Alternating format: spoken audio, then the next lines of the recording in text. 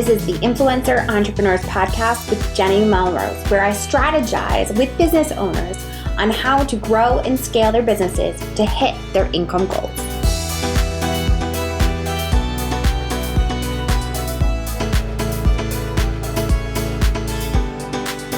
This is episode 340 of the Influencer Entrepreneurs Podcast with Jenny Melrose.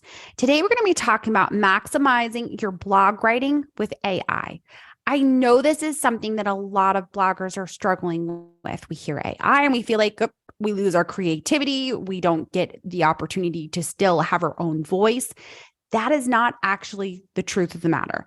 I'm not going to tell you that you need to use AI and create an entire blog post. Instead, I want you to look at how you can improve your blog writing with AI by increasing the speed of your process and getting the creative juices going faster and moving further along. So let's start off by really talking about what is AI-powered writing? What does that look like? What are some of the tools?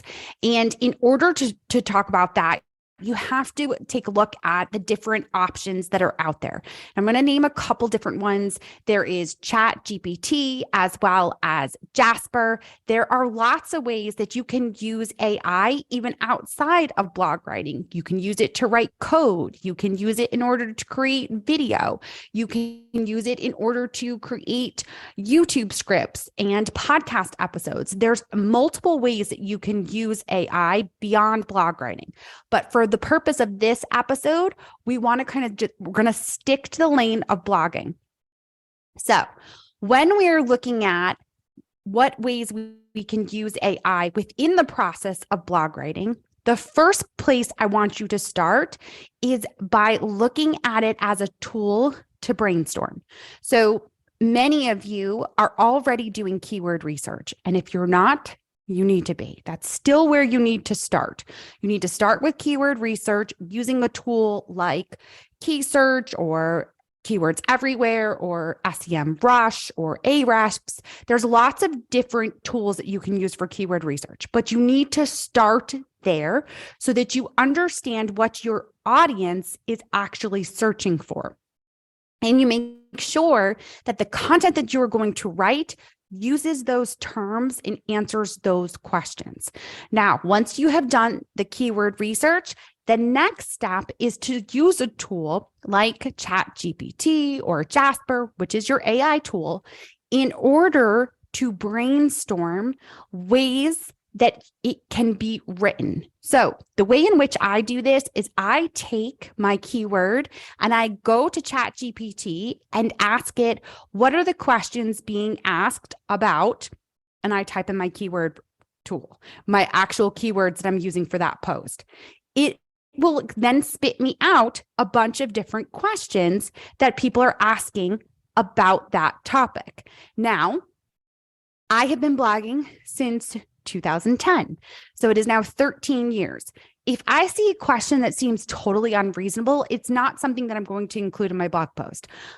I know my content. I know what my people are looking for. This is a way in which it just gets my juices going faster in order for the creative process. In the past, the way I used to do this is I would actually go into Google and I would type in my keyword and then see what the suggested questions are. So instead of doing it that way, now I'm allowing AI in order to formulate those questions for me. Now, I will then, based on those questions, potentially look to create an outline of what I want for each of the ways in which I want to answer each of those questions. Once I have an outline, I am then going to take it and write the content for it. So now I've used AI to get me started, to be able to tell me the questions that are being asked about it, and to give me a rough outline of what it feels is the right content. Now we know that AI pulls from a database 2021 as of this recording. It doesn't go all the way back to 2023, 2022. So if I'm asking questions, particularly, let's say, as an example, AI, which wasn't that relevant in 2021 as it is now in 2023, the information that I get might not totally make sense. So it's important that I use my expertise and the knowledge that I have to determine what is actually relevant when I am writing that content. Now, the last way in which I'm going to use AI to help me is to write a potential title suggestion based on my keyword, as well as a potential meta description.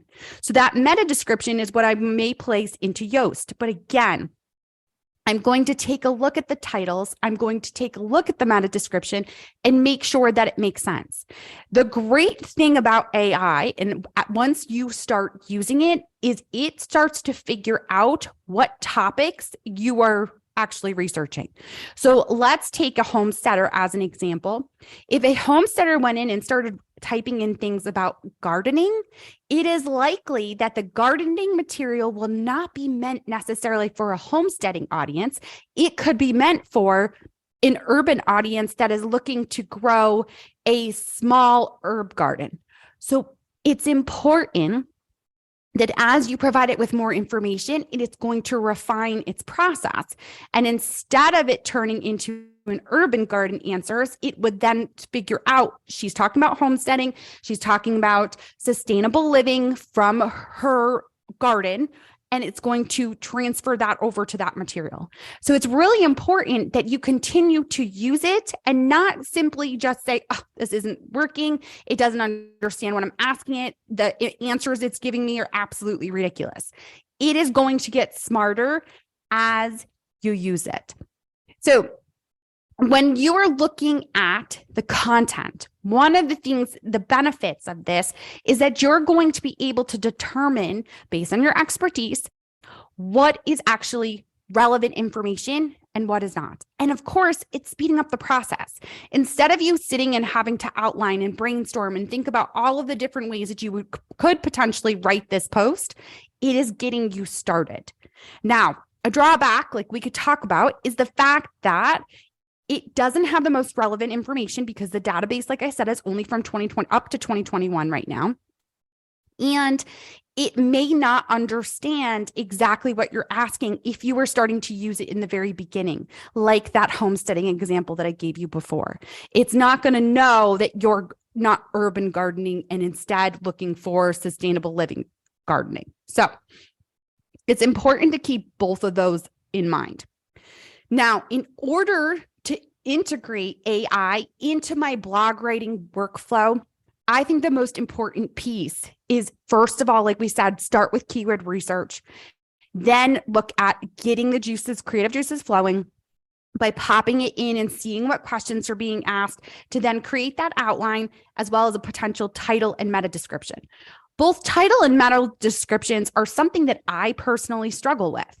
It's finding that title that's going to really pique people's interest.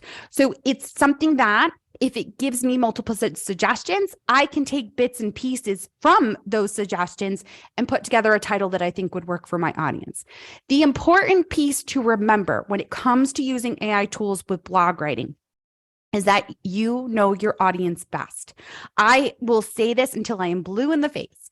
You know your audience better than anyone else. So if it is not relevant content, you have to know that that isn't something that you want to be putting in there. You also have to understand your audience's journey.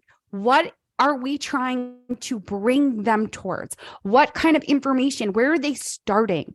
If you are having AI put out homesteading information about gardening and it's starting with the very basics, that maybe your audience is beyond that. They're not looking for the basics of like a tomato plant and squash.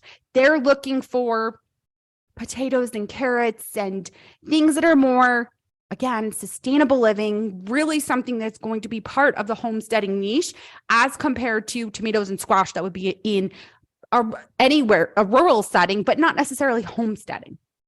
All right. So it's really important that you take a look and figure out what is going to be the best fit for you and your audience. The last piece that I want to address is like to tie it all back together is to remember that AI is just a tool. It is not your voice. Your voice is always what you want to come across in your content, because that is what people are going to connect with. So if you are taking the content and putting it into AI and entirely using what for them to write a blog post, and it does not sound like you, it loses your voice, it loses the examples that you would give, that is a problem. You want to make sure that you are taking it and editing it and putting it in your voice, which is why I didn't stay to create a blog post using AI. What I'm telling you to do is to start, to get those creative juices going, to get an outline, to understand the questions that are being asked, so you can then use your expertise, use your knowledge, make sure that you are focusing on your target audience and answering the questions for them with your unique voice. No one has your voice, and that has to come across in your writing. That is where all of the naysayers on AI will see that there is a difference. When your unique voice comes across in the content that you are writing, that's where your audience is going to connect. So when you use this tool, make sure that you are always going back and putting your voice into it. All right, you guys. If you have not grabbed my Blog Like a Pro guide, make sure that you grab it. Otherwise, I will see you all next time.